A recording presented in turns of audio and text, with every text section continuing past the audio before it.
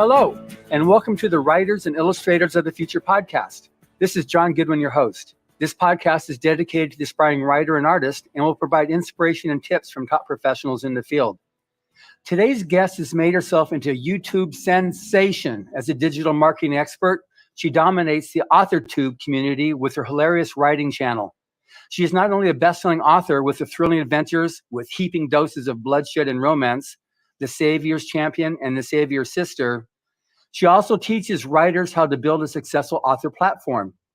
She dissects writing with the 10 most, 10 best, 10 worst, 10 whatever examples of whatever she is discussing in her weekly show. Fantasy is her favorite genre, with dark fantasy leading the pack of all the different aspects of fantasy. I've listened to several of her videos, and she's a hoot and a half. Welcome, Jenna. Thank you so much for having me. It's a huge honor to be here. Yeah, it's when I was first told about Claude from my office was in touch with you, and he said, you've got to talk to Jenna Moreci. She's hilarious, and she's something different than I've ever had before. And so I started listening to your YouTube videos. I went, absolutely, I would love to be able to get you on. And after waiting the 4 years it took to get you freed up to be able to have an hour to talk with me, we're finally talking, so that's great. I know, I'm super excited to be here, and yeah, my scheduling, it's always a nightmare. It's always crazy. But I'm glad it finally happened. Oh, I'm absolutely glad it happened. So I guess the first thing is, with you, what came first, writing or YouTubing? Writing definitely came first. I've wanted to be an author literally since I was 6 years old. In the first grade, we would write books. I say that with quotation marks, because it was basically, just construction paper. We would bind them together. The very first book I wrote was called The Funeral. So that concerned my parents and my teacher. But basically from that moment on, I was hooked. I was like, I'm going to be a writer. That's it. And it's something that I have been studying and pursuing since I was a child. YouTube honestly just fell into my lap kind of accidentally. And that didn't happen until my mid-20s. So definitely writing came first, and YouTube I sort of used as an avenue to propel my writing career. I get it. So now, you said you like the fantasy. So in several of your videos I watch, you dissect fantasy and various tropes that work and don't work. So fantasy obviously will devolve into all different aspects of the fantastical. You've kind of like moved in the direction of the fantastical, thrilling adventure with your bloodshed and romance. So how did it go from generic fantasy to that, or has it always been that type of fantasy for you? It kind of has always been that way. There was a time where, especially with the romance element, sometimes there can be stigmas against certain genres. And there was a while where I was like, well, everyone looks down on romance. And I tried to steer away from that. And then I realized, after I released some of my work, the romantic elements of my stories were the parts that everyone was enjoying the most. And I realized, how misguided my opinions were, and that romance is probably the biggest fiction category out there and has a huge, audience. But circling back to the beginning, the reason that I got into fantasy and action and romance, I like to look at it as half bloodshed, half romance in a fantastical, magical package. The reason I got into that is because, again, when I was a child, my dad would, put on movies for my sister and I. And while my friends were watching Disney princess movies, my dad was putting on classic fantasy movies like The Time Machine, The Mysterious Island, Jason and the Argonauts, The Seventh Voyage of Sinbad, and my favorite, The Clash of the Titans, the original, not the horrible remake. And those movies just got me so invested in the idea of, heroes, heroines, mystical creatures, monsters, and they always have some kind of love story between the hero and the heroine. I fell in love with that kind of storytelling, and it's something that I've been writing ever since. I get it. So is that pretty much, because I saw when I looked up, you've got the 3 books there, because you've also got, there was the 3rd book that I saw that you wrote. It's the one about the person that was, she's a robot, or? Yeah, she's a chimera, like a evolved human being. Got it. So Close enough. that's way different there. But that's also seems to be like in a more realistic like world right now with that little fantastical twist to it. Right. My preferences are fantasy and sci-fi. So I started off with sci-fi, and now I've been sort of veering more into fantasy. It's just because it's been more so on my mind lately. And yeah, but I both of them are my favorite genres. I get it. I get it. Okay, so now on YouTubing. So how did that evolve? As you said, it just kind of like fell into your lap. How did your lap open up to receive the YouTube? It's a very strange story. Basically, I went to college. I studied business with a specialization in finance, and I went to work as a stockbroker because my whole life people were telling me writing is never going to pay the bills. You got to get a quote unquote real job. I was working as a stockbroker for several years, and it got to a point where I came home and was like, I can't do this forever. Is this really what my life is going to be like? I just really hated my job. Yeah. So I started writing my debut novel on the side. And the way I looked at it was, this is just going to be, my goal is to make it a lucrative side gig, just something fun that I do on the side and hopefully make some money from. And while I was doing that, I was studying the business and everything, and I learned that I had to create an author platform. So I started off blogging, and I would offer free critiques to people to help kind of get my name out there. And everyone I worked with said, your advice is really good, and you're really funny. You should start a YouTube channel. And my first thought was, absolutely not. There is no way that I'm putting my face on the internet. I seem outgoing, but I'm an introvert. I had no intention of going that route. So I stuck to blogging for a while. And you handled that quite well, I must say. Well, I stuck to blogging for a while, and unfortunately, my then boyfriend, now fiance, suffered a major accident, and he broke his spine and had a major spinal cord injury. I quit my job so that I could become his full-time caregiver. And when you go through something like that, and you see, your best friend and your partner, almost lose their life, it kind of changes your perspective on things. Sure. And so I realized that I had been playing it safe, and my time on this planet is finite. It's not going to last forever. And so once he was well enough that I could continue building my author platform, I just said, you know what, I'm going to go for it. I'm going to start a YouTube channel just to say that I tried. Just give it a shot. And my goal was 100 subscribers. If I hit 100, I was going to feel victorious and like I, made it big. And 260,000 subscribers later, now it's a huge part of my career. The lucrative side gig turned into my full-time job, and now between YouTube and my books, I'm making almost quadruple what I made as working that real job in finance. So it definitely ended up working out a lot. So absolutely. How many videos have you made? I don't know. I honestly couldn't tell you. I know it's over 300, but I know it's a lot more than that. But I think what's live is over 300 because every 6 months or so, I do what I call the purge, where I go through old content that isn't performing as well, and I get rid of it.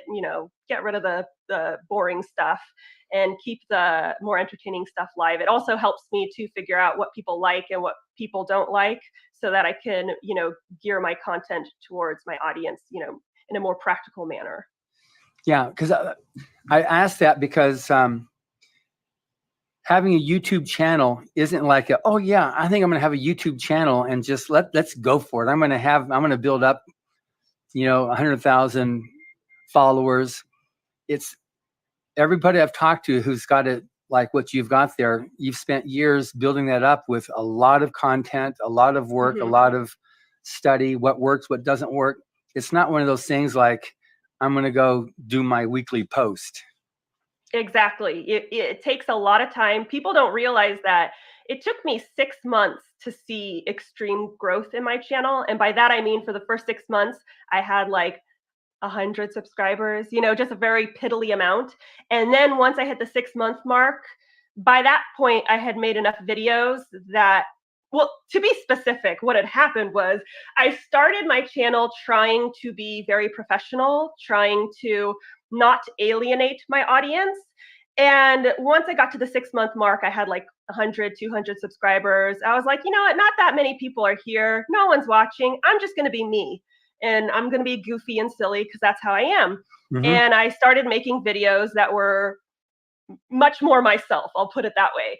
And that's when it just completely took off. And I remember I was at my sister's bachelorette party and my channel was taking off while I was away. And so everyone's celebrating my sister and I'm just looking at my phone like, oh my gosh, all these new subscribers. And so once I hit that point, it really took off from there. But it was 6 months of making weekly videos before that happened. And a lot of people quit way before then. Yeah. So with your channel now, has it always been what you're, I mean, from the get-go, were you always trying to create videos to help writers, authors, how to do storytelling? Was that your objective from the get-go?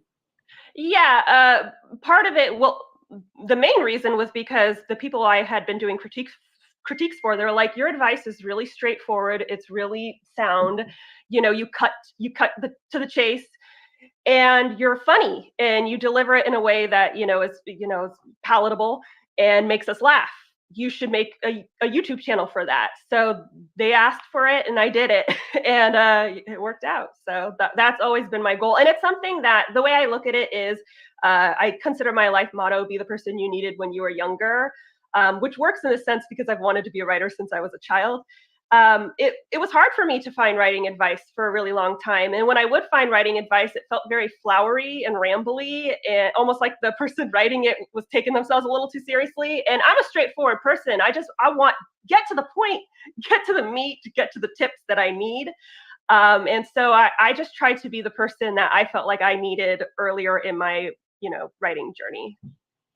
No, it's amazing. And your style is, from what I can see right now, is unique to you, but it was great. It was really enjoyable. And you're giving these pointers of to-dos and not to-dos, but you can kind of like, okay, that makes sense what you're saying, but the way you're saying it is very, very obviously you. I love how you're dancing around it. Yeah. So to elaborate, it's funny because I'm very much a square, in many facets of my life. I'm an introvert. I don't really party. I don't go out much, but I've always had a potty mouth. So that's my one little daring vice. And it's something that I've been made fun of my whole life. And that's just naturally how I am. And I think it's in part because I'm a very straightforward person. And sometimes the F-bombs and things like that, they add the extra punch of getting to the point.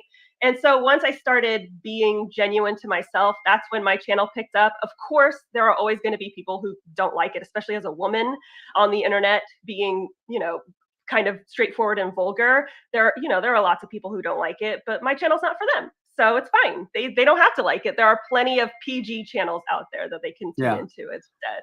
But this is the part that I'm very excited to talk with you about. This is that some people go for trying to hit I'm going to do something that reaches the majority of the audience out there.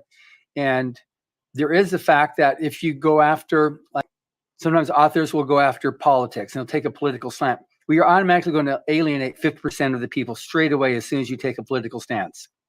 Mm-hmm. I actually haven't observed that you do that. You just you stick with the with your angle. Right. I'll talk about social issues as they apply to writing, like diversity in fiction and things like that. But I don't really talk about, anything. If it's outside of writing, I'm not really touching on it, Yeah, which is what I do also with Writers of the Future. We get thousands of entries every quarter now. It's gotten huge. We're over 175 countries. So I don't even have a country perspective. It's not like this is United States or this is Canada. It's like 175 countries have people entering the contest. So by default, it has to be only about writing, aspiring writers, making it as a writer, how to get published, or if you're an artist, how to get your illustration into the into the mainstream, if that's what you're going for, or how to do it, how to make it. When do you switch off from being another day job versus this now is your major source of income? So Exactly. with yourself on what you're doing, what is your recommendation on this? Because like I said, with Rise of the Future, we're open to just, the theme is let's help the aspiring writer. And so I keep it PG, on Right. what I do there. Because this year we had our youngest winner was 16 years old when she won, and our oldest winner this year was 67. So that's quite a gap between ages. So baby boomer to, I think she's now the new generation A. It's full circle now back to she's Gen A. So that's quite a spectrum, and everything in between too, all the age groups in between. So how have you worked that, or what do you see as the value or not of targeting a specific audience, or trying to go for as much as you can with your fantasy? It completely depends on what your goal for your channel is. If your goal is to be a YouTuber, just to make it on YouTube, then, generalizing can be helpful. But if your goal is to become an author and to sell books, you need to target specifically your target audience. So looking at my books, I write dark fantasy romance for an adult audience. So I'm not going to make my books or my channel children friendly, because children really shouldn't be reading my books. They're full of decapitation and all that crazy stuff. And sometimes people will write me saying, can you make some versions of your videos that are kid friendly? And it doesn't really benefit me, because they're not going to be my target audience for my novels. Additionally, I don't mind, having a bit of a potty mouth in my videos, because my books have cursing in it. And, sometimes I'll make, inappropriate jokes. My books have inappropriate jokes in them. So the way I see it is, if people are, very put off by that, that's great, because they wouldn't be a really good, readership for my novels anyway. Right. So and I'm not saying, if you cuss in your books, be sure to cuss on YouTube. It doesn't work that way. I'm being authentic to my personality. But you really have to think about who your target audience is and make your channel very specific to them. So usually when I talk about genre, 75% of the time it's either fantasy or romance. That is what I focus on. And that's because, my target audience are fantasy and romance readers, also sci-fi as well. So it really does help to be niche in that sense, because you're going to get the right people attracted to your channel. And some people might say, well, I'd rather just, throw out a big net and get whatever I can get. But I've seen it backfire. I've known people who made their, platforms very PG, very family friendly, and then the book they released was smut, and they got torn to shreds. Everyone was like, what is this? Whereas if they had been a little bit more honest on their platform, it probably wouldn't have happened that way. So, you really got to understand what you're creating and who that content is for when you're making your YouTube channel, and hone in on that segment. And if it alienates people, it should be alienating the people who really wouldn't be a good fit for your book. That makes sense. Now, you've got YouTube. Do you do any of the social channels? Do you do Facebook, Twitter, Instagram, TikTok, anything else? I have Facebook, Twitter, and Instagram. Of those three, the one I'm most active on is Instagram. But for me, it's more so, I obviously promote and whatnot on there. I do little clips of my YouTube, and I do, pictures of my books. But for me, it's a little bit more about giving people a look into me and what I'm like and who I am. For me, it seems like an extension where people can get to know me a little bit better. Facebook and Twitter, there's definitely an appeal to them, but it's like, man, between being a caregiver and filming videos and social media and writing books, it's like I don't have time for that. So I focus my energy mostly on YouTube and Instagram. Okay, that makes sense. Now, you have, one of the things you do is you involved with courses that you help people to build a platform. So a person obviously doesn't have to create a YouTube channel in order to build a platform as an author. At least I hope not. That's not the punchline, because that's a heck of a lot of time besides writing a good book Right. that you're gonna have to do to that. So what's your basic advice on this without, I realize you've got a whole course that you've offered on this stuff here, but in terms of, the essence of what advice would be on this stuff. And then obviously we'll direct people to where they should go to get more specifics on what you're talking about. Well, when you're creating an author platform, obviously I used YouTube to launch myself, Right. but you don't have to use YouTube. I know lots of authors who have podcasts, who have blogs, who have just general writing sprints, activities, people who run forums and groups. Uh, there's TikTok, that's another one. Instagram, there's the whole Bookstagram community. The idea is to create a platform where you are providing value to other people. A lot of people think I'm going to create a platform and just talk about myself and my books.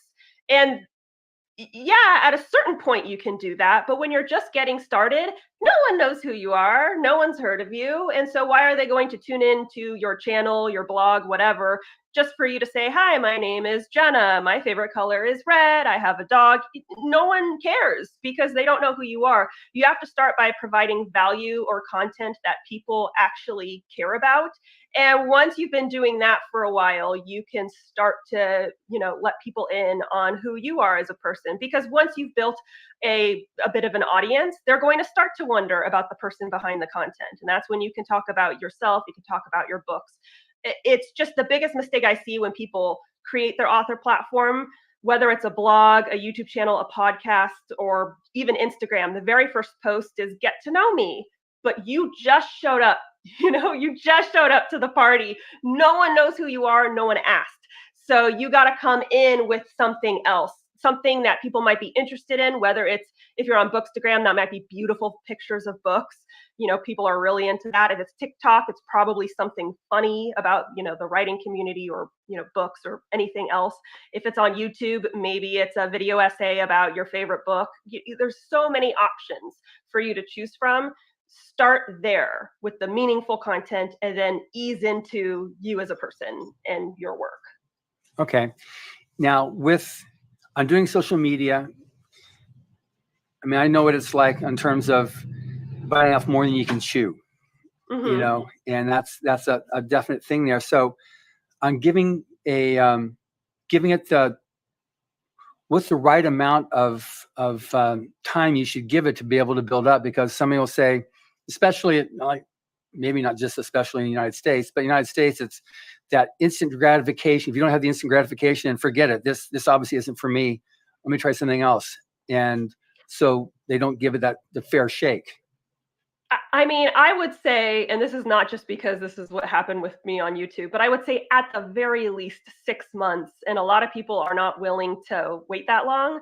I would say at the 6-month mark, assess the situation, whether this is not working for me at all, or I don't enjoy this, because people can tell if you don't care. People can tell if you're not into it, or if maybe you still like it and you want to give it a chance, but you need to rework your strategy.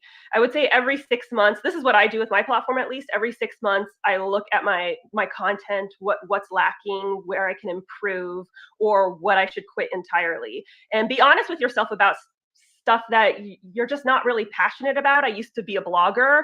I hated blogging. It just wasn't for me. I love to write, but I want to write about romance and fantasy. I don't want to write about, I don't know, like daily life stuff. So I had to be honest and say, this isn't really for me. I prefer YouTube much more. So, be honest with yourself. If just because it worked for someone else doesn't mean it's going to work for you, and be honest about whether or not you're a good fit for the avenue that you've chosen. But like I said, I would assess every 6 months. And a lot of people, I've seen people make 4 videos and then quit after that. They're like, well, I only have 50 subscribers. What were you expecting?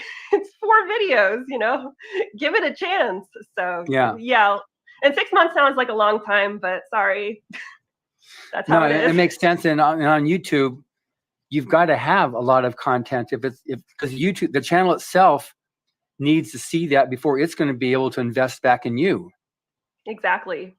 And you have to reach certain benchmarks for YouTube to even give you the perks that make being on YouTube valid. I don't know what the benchmarks are currently, because I started 8 years ago. But there was a certain point where once you have this number of videos, we can allow you to upload custom thumbnails. And custom thumbnails are a game changer for a channel. And once Yeah. you reach this number of views or this many minutes watched, you can monetize your videos, which obviously gives you, an extra stream of income. But you have to be doing it for a while to get there. I know people who have been on YouTube for years and they're still not monetized because they haven't reached that view count. So Yeah, I think it takes you have a to have while. 1,000 followers, and I think it's 500 or 1,000 hours, or maybe it's 4,000. It's a large number of hours Yeah. of being watched, Hmm. and then you have to the two factor verification, and then no complaints on your channel where you violate their rules. Those are the 4 things you need to have now for YouTube. Because I had a Galaxy Press page which was grandfathered in where I could then promote links. I could put links on a video that sends somebody off of the YouTube page. But on Rise of the Future, I didn't have that done. So I'm about halfway there right now on the number of hours watched to be able to put a link that can send somebody to go buy something, to be able to Right. monetize. Yeah, it definitely takes a while. And if you look at, my older videos compared to now, as you grow, you're going to start to make more money, you'll get more views. And then that's when you can start upgrading, not only because YouTube is allowing you these upgrades like custom thumbnails, but you can start upgrading your equipment, you can start upgrading your sound quality, your lighting, all that good stuff, your editing. And it takes a really long time. Like I said, I've been on YouTube for, I think, 8 years now. You got to be persistent and hardworking and dedicated. And Yeah, it's not everyone has that. Yeah, but like you said, it's 8 years. So you can say, yeah, I've got 265,000 followers now, or subscribers. But someone, if they're going to do the first 5, I've only, you spent 6 months to even break 100, and however many videos you made to actually make that happen. I just want to make sure people understand it's a real problem. Like even writers themselves, when I tried writing, I just couldn't get it. Well, how much did you write? I wrote a story, and they. Yeah. I see a lot of that because I get a lot of messages and comments and stuff, and a lot of people are looking for a formula, or in all aspects of writing, in creating an author platform, in writing a book. Everyone wants someone else to do it for them, or some kind of formula, or some kind of quick guide, something in a video that I'm releasing this month. One of the things I talked about is people will ask me, how do I write a villain? How do I write a likable character? What traits do I have to give them to make them likable? And it's like they want a formula for, this is what a likable character needs to have. They need to be generous, charming, and funny, and it's not that way. I have to tell them, right, what do you find likable? This is something you have to sit and think. Unfortunately, it's that way with storytelling. It's that way with building an author platform. You need to think. You need to invest the time, and you need to practice. I mean, my first videos were horrible compared to what I'm doing now, but I took the time to practice. It's a learning curve. You need that learning curve. Exactly. Yeah. Exactly. So you made the comment about the use of profanity in your videos as well as in your stories. It's interesting. There was so Ellen Howard wrote mostly stuff that was PG, but he wrote one series called Mission Earth, which would have yours may have been tame compared to, and he worked out a handling where every time there was some profane word, it went bleep, and that was put in with the computer that was translating from Voltairean, from the planet that was coming from, to English. It was programmed that it can't publish or write profanity. So every time profanity came up, it would go to bleep. And so everywhere they're going, sometimes some profanity would come up, it would just go bleep. And so it was very obvious that there was profanity, but you never saw it. So it makes it appropriate so that somebody who was in middle school, which we had a lot of kids, read it when it first came out in the 80s, were able to do that. But it was it was a tool that he worked out. I've never heard it being used anywhere else before, but that was just the computer refused to print profanity, to translate profanity. So it just made it like that in the story. I'm not sure. Are you very familiar at all with Owen Hubbard as an author? I'm not so much. I mean, I'm familiar, slightly with the one that became a movie, but outside of that, not so much. Yeah. So Battlefield Earth is interesting. You mentioned that. Did you read the book or watch the movie? I watched the movie, but I haven't read the book. It's interesting. I did an interview recently, or a few months ago, with Roger Christian, who was the director of Battlefield Mhm. Earth, and he was also he won his Oscar for Star Wars, and he talked about how he worked out some different things in the movie. And it's interesting. You've got some people will get into and just make disparaging comments because that's what they've heard or read or seen from before. But several of the things that he used in that movie, like the strings coming out of the nose, that's the new Doom movie. It's almost exactly what they used there in that one. And Wow. The spaceships, he said that the spaceships that he used in there were used in the next Star Wars movie. Oh, It was wow. copied on that stuff. It was interesting talking to him about that. People that hadn't read the book just saw it as a different type of movie, but the whole slanted and the Dutch angles, Mhm. you see that a lot right now in some of the more recent TV series, Mandalorian, Dutch angles. Mhm. And that's, Mhm.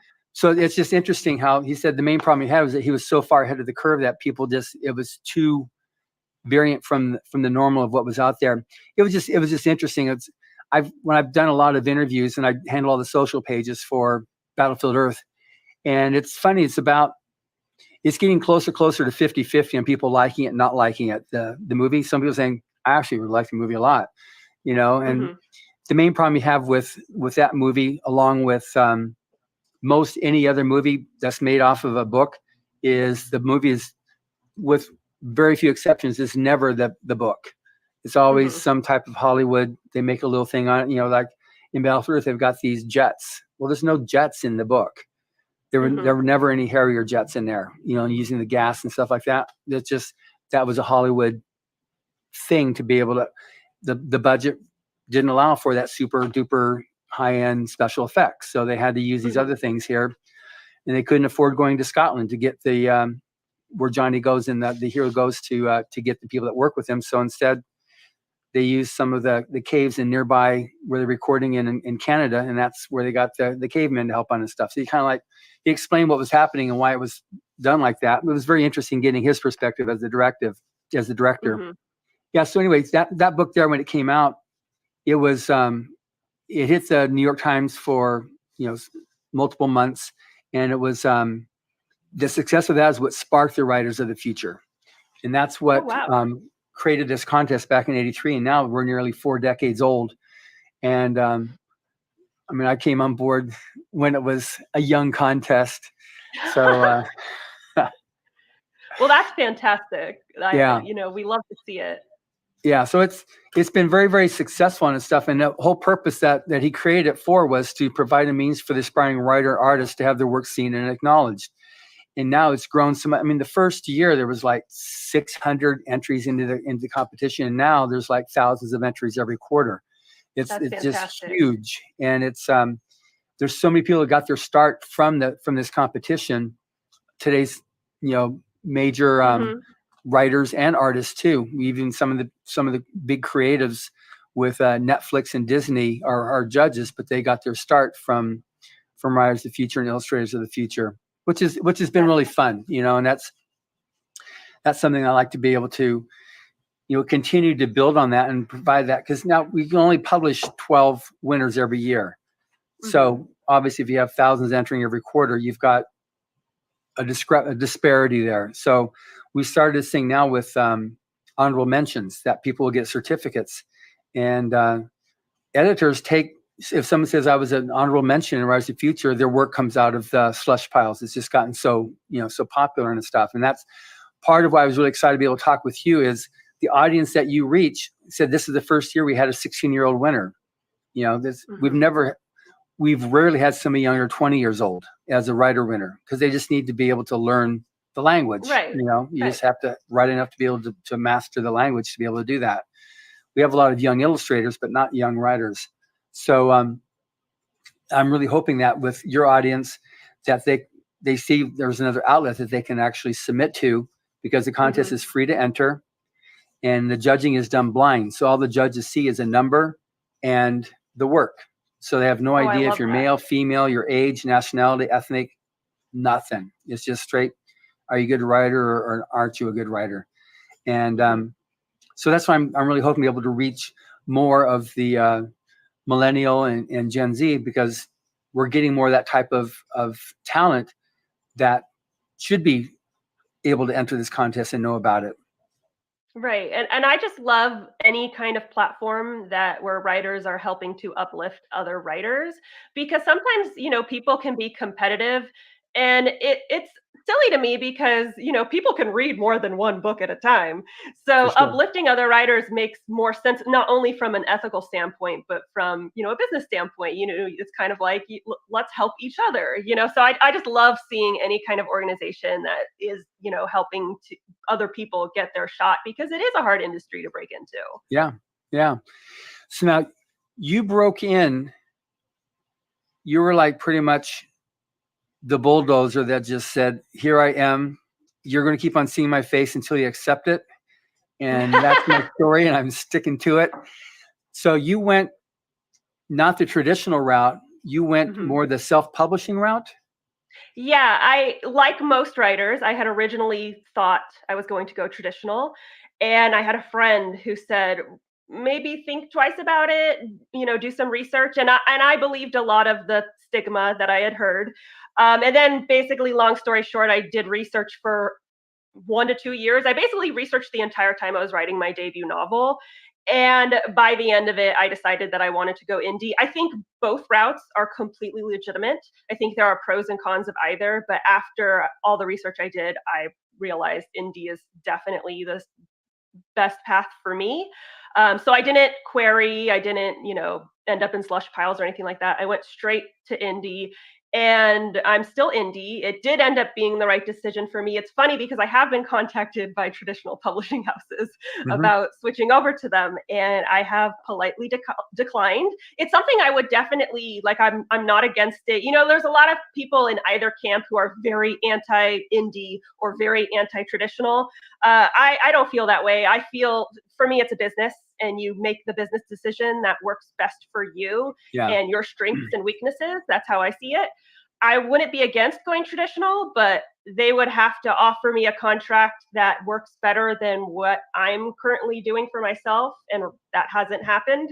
And right now, I'm in a really good spot with my writing and with the reach and with my sales. So like I said, it's something I'd be open to, but I'm not gunning for it. I'm really happy where I'm at. Yeah, I'm getting ready to do an interview coming up with A.G. Riddle. He's the one that also indie as well. And he now has more work now. He's been offering because he's been so well. He wrote the Atlantis Gene, the Atlantis Plague. That was a very popular science fiction series that he's done. So he's very much went indie. And it's interesting. A.G. Riddle is Anne is his wife's name, and his name is Jerry. So it's A.G. Riddle. So it's a team that they're doing it. And he's not dissimilar to you. He was in corporate business, and he just decided to make the move because life is too short. And so I have the idea maybe it's going to be very similar to yours on your story as well when I talk to him. But it's I've had some of the writers of future judges, like maybe Anne McCaffrey. Remember her, the author who wrote all the Dragon series of Pern. Right. So like her son, Todd McCaffrey, is a judge. He does both indie and all of his Dragon Riders of Pern books are through a regular publishing house, but everything else he does is indie. And we've got a few of the judges that are just like, indie is the way to go. That's just the way it is. And others, like that have themselves a good solid, like Orson Scott Card, Tim Powers, they do really well with their publishing houses, and they take care of them. So they just write, and they don't have to do this other stuff. So I try to give both sides of the publishing coin, but on going indie route. So you've like what's been for you the hardest part of going indie and then the most rewarding part of having gone indie? Well, I would say initially the hardest part is when I was just getting started. I didn't know any other writers. I wasn't really familiar with the community, so I basically had to learn everything on my own. I had to do the research by myself. It's part of the reason why I'm inspired to do my channel, is because I don't want people to be alone and make the same mistakes that I made. So I hit every single bump in the road. I had to deal with every single hurdle, and so now I'm trying to make it easier for other people. At this point in the gig, I feel like I've, gone through enough that, I've brushed off the cobwebs. It's like, okay, I've got my groove. I know how to do it. So at this point, I wouldn't really say that's much of an issue, but definitely getting used to it and figuring it out. That was the making all the mistakes, having all the, there would be nights where I'm panicking because my book's formatting is all messed up, and those bumps in the road. The most rewarding part, it's twofold. The first one I would say is the control. I'm a bit of a control freak. And a lot of writers who go indie, they say they like the creative control, and I, don't get me wrong, I love that. I like that I can write the stories and tell the stories I want to tell. One thing that a lot of my traditionally published friends have told me is that they will query, and for a long time, they're trying to write adult books like me. And agents would tell them, we will, accept this book if you make it young adult, because that was the trend for a long time. And, I like that I don't have to worry about that. I can write what I want to write. I don't want to write a young adult book. I want to write books for people my age, with content for people my age. So I like that I have that creative control. But more than that, I like that I have the business control. I like that I'm in charge of when I want to put my book on sale. I like that I can hold Black Friday sales for my books, and I don't have to, hound a publisher like, hey, can you do this for me? I like that there is no middleman or someone essentially controlling my financial and career destiny. When you go traditionally published, they get to decide if you get an audio book. They get to decide what kind of promotion and marketing they put in you. And obviously for a bulk of their writers, you're not really going to get a ton of promotion and marketing. That's going to be reserved for people like Stephen King. And that makes complete business sense. As a business-minded person, I get it. But I want the marketing, I want the promo. I want to make the decisions that I know will be the best for my books and my career. I want to be able to decide when the book stops being printed. Whereas if you go traditional, a lot of books after their 2-year mark, they stop getting printed, and you don't really get a say in that. I want to make the decisions. Mm-hmm. So that for me is a big part of why I think indie is very much superior. The other option is the money aspect that, everyone talks about it. The royalty percentages just don't compare. We're looking at 70% royalties for ebooks compared to 25% in traditional publishing. And a lot of people will fire back with, well, but you're not going to sell as many books in indie. And that can be true if you are not putting in the business effort, if you're not putting in the marketing and the promotion. And a lot of people don't realize that's also true for traditional publishing. We see the famous people and we think everyone gets those numbers. A lot of traditionally published books only sell 250 books in the book's lifetime, Yeah. So no matter which route you go, it's going to be hard and you're going to have to market yourself. But I like the fact that, yeah, I'm marketing myself and I'm doing all this business work, but I'm getting all the profits. I'm getting all the reward. It's not going off to someone else. And so I'm making a lot more money than I would have made if I had gone traditional, probably. Yeah. And then now, do you print? Are you only ebook, or do you also have print books? I have print books. I have ebook, paperback, hardback, and audiobook. So do you go through an indie publisher, or is it all through the Kindle app? My books are available wide. So you can buy them on Barnes & Noble. You can buy them at Kobo, all that good stuff, Book Depository. I use Ingram Spark for my paperback and hardback books. I use Draft to Digital for all the non-Amazon ebooks. And then I use Amazon KDP for the Amazon ebooks. And then, of course, there's platforms like ACX for audiobooks, so that it could go to Audible and iBooks and all that good stuff. So how did you do your audiobooks? I did it through ACX. They actually make it pretty easy. You basically list all the details about your audiobook and what kind of, narrator you want to hire. And you can either decide to do a royalty split, which is where you and the narrator each make 50%, or you can pay them up front. The nice thing about the royalty split is obviously you don't have to spend any money up front. The negative thing is if you are not a popular writer, not a lot of people are going to want to bite because they're thinking, I'm not going to make any money off this, so why am I going to do the work? Then paying them up front, the nice thing about that is you're going to get a lot more bites because it's guaranteed money. The bad thing is you have to pay them, so, it's just pros and cons to each side. But yeah, I just use ACX. I've worked with 2 narrators. One of my books has a male character, male lead, so I needed a male narrator. Another book has a female lead, so I needed a female one. And I loved working with them. They were amazing, and I'm hoping to hire them for pretty much everything I write in the future. They were just wonderful to work with, and it makes the process really, really easy because they're doing the work. I'm just sitting back and making sure they pronounce the names right and all that good stuff. For sure. And for anybody listening to this thing too, if for more information, I did an interview with Michelle Cobb, who's the president of the Audio Publishers Association a few months ago. So she goes a lot more into ACX as well as other forms you can use, as well as Robin Whitten, who's the publisher of Audiophile Magazine, talking about the history of audiobooks and different avenues you can go to get your audiobooks created if you're an indie author. Mm-hmm. So now on the type of audience that you reach. So we talked this a little bit before we started the interview. We got Gen A now, which is the youngins, which definitely is not what your audience. But then you've got Gen Z, Millennials, Gen X, on up to pretty much the boomers.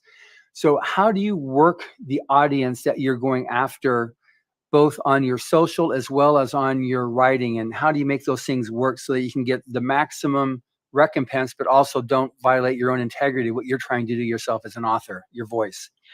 Well, again, it kind of comes back to the sort of books that I write. The main audience that seems to like my writing, I would say, is college age, maybe late high school, like 17, 18 years old, college age to around 40 years old. I would say it's 60% women, 40% men. So a little bit more on the female leaning. No matter what, whenever I create content, I want it to be authentic and genuine to me. So even if people request topics that I know I don't have a really good understanding of, or it doesn't matter how popular that topic request is. If I don't feel confident and qualified to talk about it, or I don't feel comfortable to talk about it, I'm not going to. So ultimately, being able to go to bed at night and be comfortable with who I am and what I'm putting out, that's always going to be number one. And being myself and being authentic to who I am, because I feel like that's it. To do it another way would be an insult to my audience. I want them to be able to trust me, right, which is another mistake that a lot of creators make. But when thinking about my audience, I feel like I feel like since I'm in the age group for the people I write to, I feel like we already kind of have a similar mindset, like we already kind of get each other. So it's not something I don't think about when I'm making a video. Will this appeal to 18-year-olds? I don't really think about that, because I think, well, if I was 18, I'd probably like this. And if, maybe some 18-year-olds will and some won't. So I guess it helps because I'm in the group. I'm in, right. I mean, I'm obviously not 18, but I'm 34. So I'm in the 18 to 40, 45-year-old range. And I'm myself, and I focus on that, staying true to myself and trying to produce the kind of content that I would have wanted. I get it. So now let's just take it, and you may or may not have an answer for this one here. So now let's say I'm an author, I'm in the 50s, so I'm definitely, maybe I'm Gen X now, or heaven forbid, I'm all the way up to a baby boomer. Speaking for myself, and I'm going to be able to reach that audience. So any particular tips for someone who's not in that age group? Because like I said, for yourself, it's me, I'm just being myself. But for someone who's a Gen X, wouldn't necessarily be themselves to do something that would appeal then to a Gen Z or millennial. Any tips on how to be able to become or how to better address that persona? It's funny because I actually have an acquaintance who is starting their YouTube channel, and they're a baby boomer, and their channel is really appealing. And I think a lot of it is one, authenticity. People are tired of, especially in like the millennial and Gen Z category, people are kind of tired of sort of the fake, stuffy, persona. Being yourself goes a long way, whether that's someone like me who's kind of curt and straightforward and a bit of a potty mouth, or being really cutesy and flowery. And as long as you are being real, people appreciate that. They can tell when you're being phony and a fake. And I say that as someone who I've seen channels try to emulate me. So Yeah. someone will send me their video and be like, no one's watching it. I don't know what I'm doing wrong. And they're saying the F word every other sentence. They're like me times 10. And I say, well, is this really how you talk? And they're like, no, but it works for you. I'm like, well, I'm not doing that as a shtick.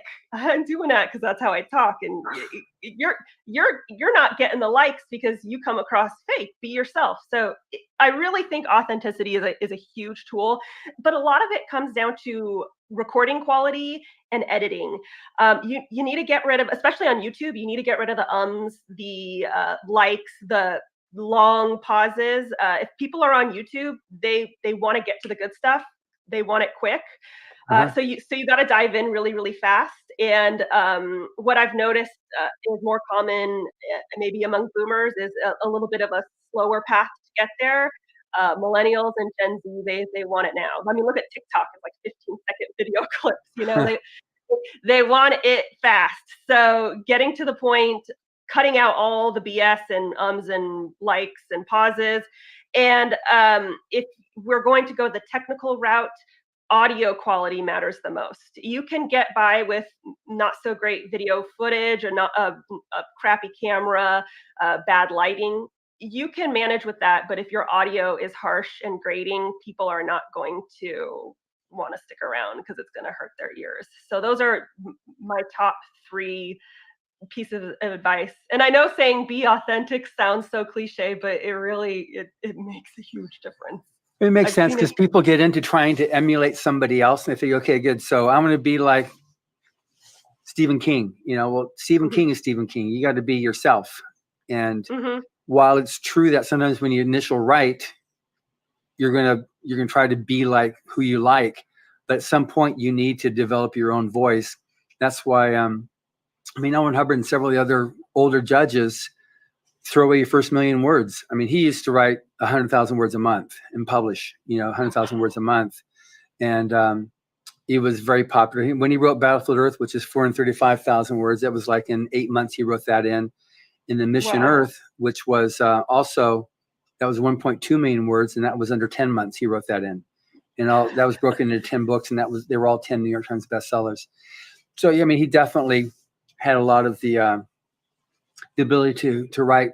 But I think the Mission Earth will be really good for this audience, for the millennial and Gen Z, because it is like what you're saying there. It's just like lays things bare. This is what's happening. There's no, to an older audience, it's like, oh, they shouldn't say that. That's not good, because it's just very much in your face about the quirks of life on planet Earth, the criminality and just the stuff that people, it needs to change, so, but that's interesting that you gave those 3 points there on speeding it up. Okay. What are you gonna say? Cut to the chase. Come on. What is it? Tell me, so I can get, and even though you have a lot to say it faster. Yeah. And it's not even, you don't have to speak fast, but at least cut out the parts that are dragging and don't repeat yourself all the time. That's where the editing comes into play. Make it very crisp and as short as you can possibly make it, while still keeping the content you need. Yeah, because how long are your YouTube videos? Or what's your average? They're usually around 15 minutes, somewhere anywhere between 11 and 16 minutes. Yeah, so mine are nice and short, hour. Well, it's different for podcasting. With podcasting, people are, they're driving in their car, they're doing the dishes. It's a completely different environment and landscape. And so, I mean, I have a ton of friends who are millennials and they have podcasts and they're all an hour long. So definitely it's different. But with YouTube, it's someone who's sitting in front of their computer staring at this video. And unless you've got insane graphics and it's an amazing movie like Netflix or something, no one wants to sit and watch an hour-long lecture about, with talking I heads. don't know, world building or something like that. It's got to be more compelling. Yeah. So now what do you have that's coming down the pike for you on your books? Are you you've got two in this one series I talked about when I first announced you on the Savior's Champion and Savior's Sister? Are you gonna have more in that series? Yes. So the Savior's Champion and the Savior's Sister are the first two books in the Savior series. It's my dark fantasy action adventure romance series. Just throwing it out there, the Savior's Champion was voted one of the best books of all time by Book Depository. No big deal. I saw that video. That's definitely worth saying. I mean, you better thump your chest on that one there. Right. I always joke with my fiance that's going to be on my tombstone. That's like the highlight of my life. But I'm working on the third book in the series, The Savior's Army, which I am hoping to have out in 2022. I am also working on another project, but I haven't said anything about it publicly yet. So it's a secret. So we'll just leave that as a teaser for people. There's something secret and extra fun and exciting coming out soon. Oh, that's great. Now, with respect to your YouTube channel, what is that channel so people know to check out what we've been talking about here so they can get a taste of the real Jenna? Absolutely. So you can find me at youtube.com. The unfiltered Jenna, excuse me. Exactly. So you can find me at youtube.com/Jenna Moreci, or you can just go to YouTube and type in Writing with Jenna Moreci. But just, if you're a parent, have the kids in the other room because I make lots of special jokes. So, but hey, it's straightforward writing advice. I cut the BS. I give you the truth. And someone recently described it as authentically chipper cynicism. So if you like that, check it out. That's great. I'm so happy I had a chance to chat here on this here because it's something that this audience here, I know a lot of people want to be able to reach this audience, and on social media, you've got your own pace that you do and you're not really certain where to take it. And so I think this has been very helpful, at least for me. I know what I'm going to be doing now I wanted to do the interview just so I could then make my own notes of what to do to deal with millennial and Gen Z audience marketing and to increase my platform to that audience. Well, happy to help. Thank you very much there. And thank you for listening. Subscribe to the Writers of the Future podcast wherever you get your podcasts. We have also been syndicated on the United Public Radio Network, where you can find these podcasts as well. Writers and Illustrators of the Future are contests created by L. Ron Hubbard to provide a means for the aspiring writer and artist to be seen and acknowledged. It is free to enter and open to amateur short story writers and artists of science fiction or fantasy. Again, thank you very much, Jenna. Thank you. It's been a huge honor to be here. I had a blast. That's great.